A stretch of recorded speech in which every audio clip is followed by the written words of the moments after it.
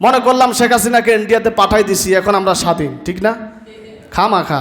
যতদিন কোরআনের কাছে না আসতে পারবো, কোনো তন্ত্র মন্ত্র গণতন্ত্র দিয়ে দুনিয়াকে পরিবর্তন করা যাবে না। এই একখানা 30 পারা কোরআন দিয়ে রাসূল দুনিয়াকে পরিবর্তন করে দিয়েছেন। আর সেই কোরআনকে ছেড়ে আব্রাহাম লিঙ্কনের পদ্ধতি গণতন্ত্রের মাধ্যমে যে বা যারা দুনিয়ার মাটিকে পরিবর্তন করতে চাইবে, খামাখা কিছুদিন সুবিধা পাবে, যেই লাউ সেই কদু থাকবে, ঠিক কিনা? আজকের বহু জায়গায় আলেমরা এখনো হক কথা বলতে পারে না। হ্যাঁ, আগের চাইতে কিছুটা বলছে, তবে পুরোপুরি আমরা বলতে পারি না, এখনো বলতে পারি না, বললেই হুমকি আসে। আরে ভাই, নবীরা তো হকের দাওয়াত দিয়েছে, সেই হকের দাওয়াত এখন আলেমরা দিবে। সে আলেমদের জবানকে কয়জনের জবান বন্ধ রাখবে? আল্লাহ তাআলা কোনো না কোনো ব্যক্তির মাধ্যমে এই ইসলামের আওয়াজকে কিয়ামত পর্যন্ত টিকিয়ে রাখবে।